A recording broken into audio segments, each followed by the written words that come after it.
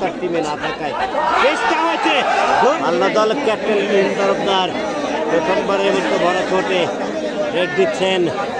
দেখা যাক কি হয়, পারবে কি হট ফেভারিট কর্নার হায়না মামুন তাকে ট্যাকেল করতে। আসলে হায়না মামুনের সতীর্থ খেলোয়াড় তার টিমে না থাকায় চেষ্টা হয়েছে, ধরে ফেলেছিলেন কিন্তু মামুন হায়নার মতো করে, কিন্তু আসলে সতীর্থরা যথাযথভাবে সাপোর্ট না দেওয়ার কারণে সে কিন্তু পেরে উঠছে না, পারলেন না। যদি বের দিতে পারত তার অপর প্রান্তের কর্নার, তাহলে তুহিন তরফদার কোনোভাবে বের হতে পারত না। দর্শক হায়না মামুন কিন্তু তার খেলা দেখিয়ে চলেছে।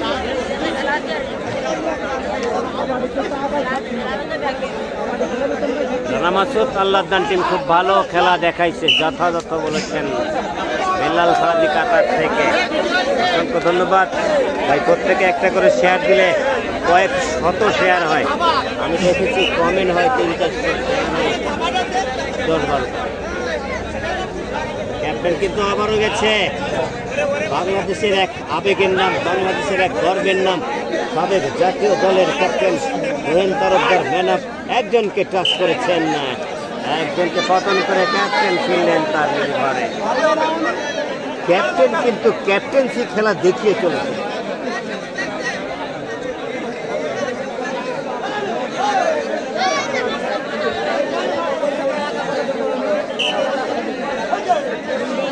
আক্রমণে হবো খালি, চেষ্টা হচ্ছে এক প্রান্তে কর্নার রাশেদ, আর এক প্রান্তে কর্নার আশরাফুল, মাঝখানে কিন্তু রয়েছে চাতক পাখির মতো,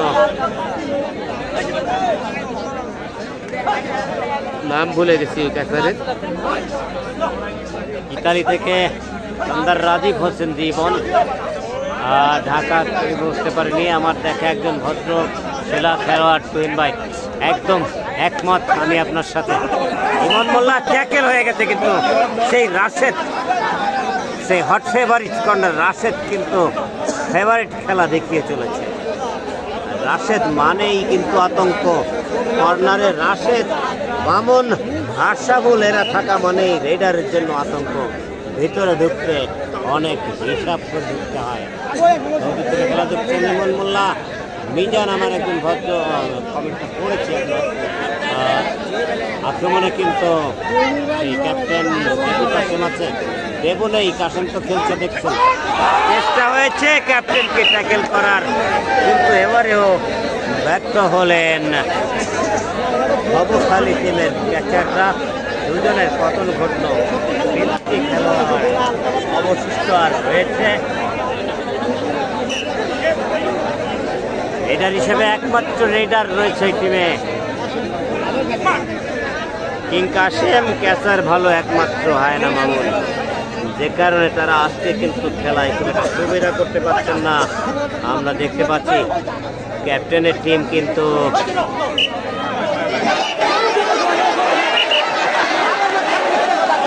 আশরাফুল কিন্তু আউট হয়েছে, রাশেদ ভাই সেটা জানিয়ে দিলেন। দাবি ছিল কাসেমের, রাশেদও সেটি স্বীকৃতি দিল। আমরা দেখলাম যাচ্ছে কিন্তু ক্যাপ্টেন তুহিন, দীর্ঘদিন পর আমরা তার কিন্তু একটা দিকবাজি ছবিটা দেখেছিলাম। একজন খেলোয়াড়ের পরিবর্তন দেখতে পাচ্ছি আমরা, বাবুখালী টিমের পরিবর্তিত খেলোয়াড় হিসেবে নামছেন একজন বয়স্ক খেলোয়াড়, আমি যদিও নাম জানি না।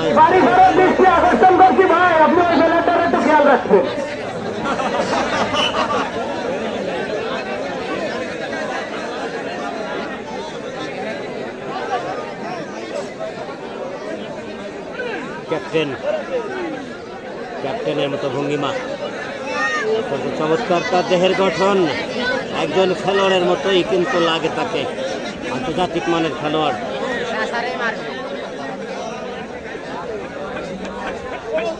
কচুয়া চারকাঠি গর্ব তুহিন তরফদার, ঠিক বলেছেন। আমি কিন্তু কচুয়াতে গিয়েছি, তুহিন তরফদারের গর্বিত পিতা।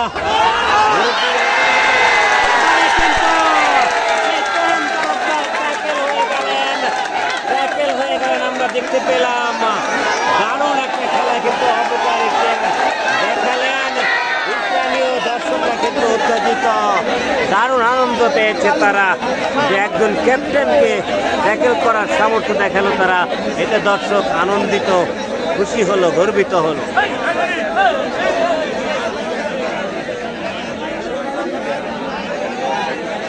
কিং কাসেম কিন্তু আক্রমণে।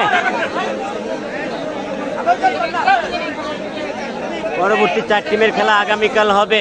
জিসান আহমেদ, আজকে আর কোনো খেলা নেই। রিপ্লাই দেন তাড়াতাড়ি। মেধা রহমান, আপনার কমেন্টটা কি ছিল জানি না, তবে আপনার এই কমেন্টটা তো আমি পড়লাম, রিপ্লাই দিলাম। ও কিং কাসেমকে কিন্তু সেই Rashed corner, Rashed hot favourite corner Rashed কিন্তু আটকে দিল একেবারে লাইনের বরাবর, লাইন বরাবর। ইমান ইকবাল কিন্তু দীর্ঘক্ষণ পরে যাচ্ছেন না। লম্বা চওড়া দেহের অধিকারী সাবেক বিমান বাহিনীর খেলোয়াড়, খুলনা ফুলতলা জামিরা ইউনিয়নে বাড়ি। হবখালী দলে কিন্তু আরো একজন খেলোয়াড়ের পরিবর্তন হচ্ছে, আমরা দেখতে পাচ্ছি। দেখা যাক পরিবর্তিত খেলোয়াড়গুলো এসে দলের জন্য কতটা সফলতা দেখাতে পারে। মধ্যবিরতি, রেফারির বাঁশি।